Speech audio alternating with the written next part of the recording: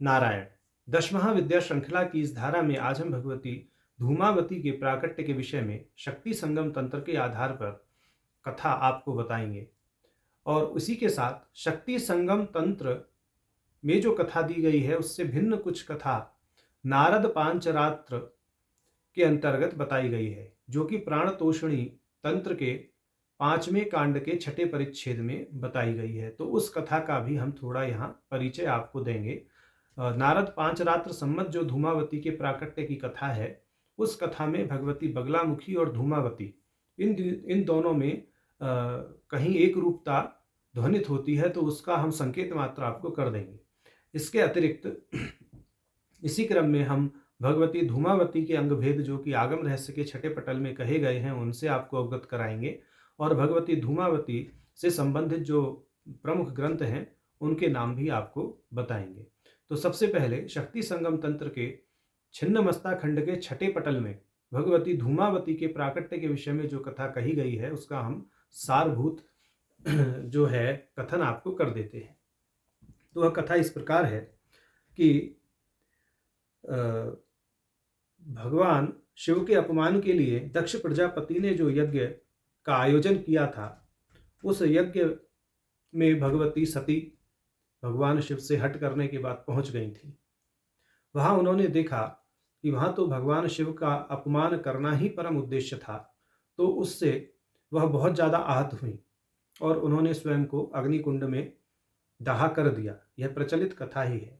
तो उनके शरीर से जो धूम्र उत्पन्न हुआ, भगवती क्रोध में थी, उनके अंदर भी क्रोधाग्नि थी और बाहर यज्ञ की अग्नि भी थी।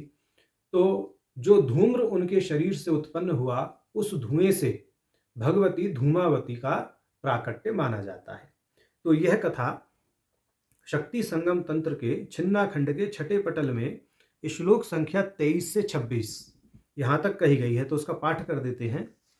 एकस्मिन्नेव काले तु महासंहार चंचला दक्ष प्रजापतिर्यज्ञे सती देह समुद्भवात् धूमात धूमावती जाता मुखात कालमुखी मता तदधूम संभवा विद्या सर्वशत्रु विनाशिनी धूमावती तथा जाता भक्तानुग्रह कांक्षया प्राप्ते अक्षय तृतीयायां भौमवारे निशामुखे। तो यहाँ यह कथन किया गया है कि यह जो धूमावती शक्ति हैं, यह धूम से उत्पन्न विद्या हैं और सभी शत्रुओं का विनाश करने में समर्थ हैं। यह अपने भक्तों पर अनुग्रह करने के लिए भी धूमावती का रूप धारण करके भगवती सती उत्पन्न हुई, ऐसा भी यहाँ पर कहा। अब भगवती के प्राकट्य की तिथि के विषय में कहा है प्राप्ते अक्षय तृतीयायाम भौमवारे निशामुखे, कि मंगलवार के दिन वैशाख शुक्ल तृतीया अर्थात अक्षय तृतीया को संध्या के समय भगवती धूमावती का प्राकट्य बताया गया है। तो यह कथा शक्ति संगम तंत्र के अंतर्गत है। इसके अतिरिक्त नारद पांचरात्र में एक कथा इस प्रकार है कि कैलाश पर्वत पर भगवान शिव और पार्वती एक साथ बैठे हुए थे। भगवती पार्वती को भूख लगी तो भगवान शिव बोले थोड़े रुको, अभी प्रबंध करते हैं।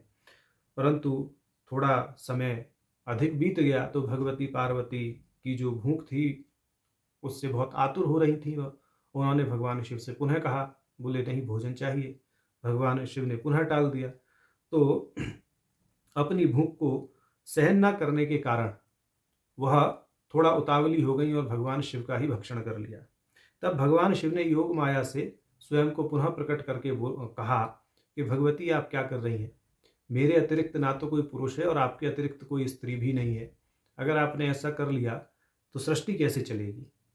तब भगवान शिव ने उनसे कहा कि आपका जो वो उत्कृष्ट रूप है वह तो बगलामुखी का है, और चूंकि आपने इस रूप में रहते हुए अपने पति का भक्षण कर लिया तो आप तो अब विधवा हो गई। यह जो रूप है आपका धूमावती नाम से कहा जाएगा, क्योंकि अपने पति का भक्षण करने के बाद आपका शरीर धूम से व्याप्त हो गया है।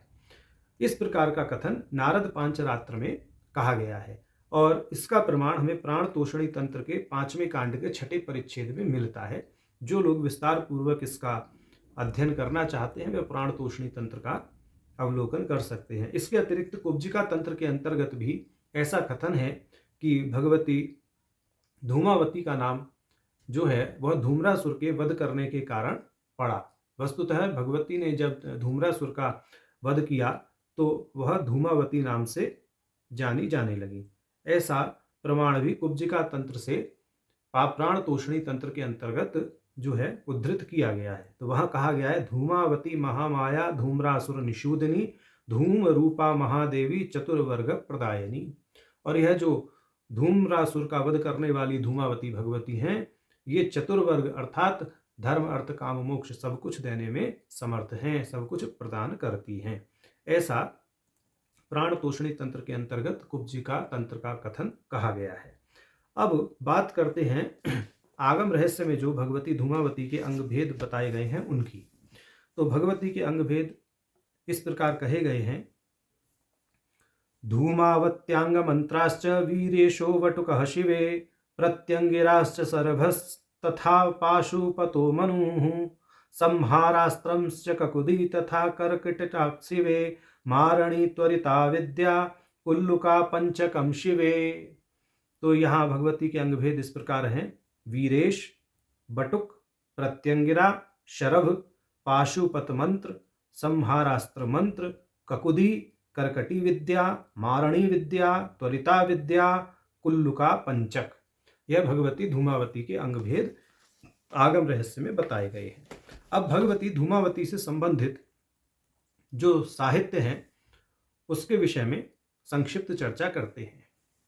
फिटकारणी एक तंत्र है।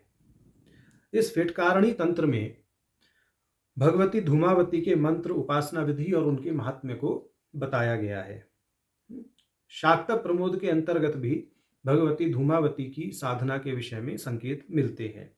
मेरु तंत्र में भगवती धूमावती का ध्यान प्राप्त होता है और इसके अतिरिक्त धूमावती पंचांग, धूमावती पूजा प्रयोग, धूमावती पूजा पद्धति, धूमावती पटल, ये ग्रंथ भी अवलोकनीय हैं। तो इन ग्रंथों का अवलोकन करके साधक भगवती धूमावती के रहस्य को जान सकते हैं। साधना में प्रवृत्ति गुरु के निर्देशानुसार ही हो तो ज़्यादा उचित है, ऐसा हमारा मत है। नारायण।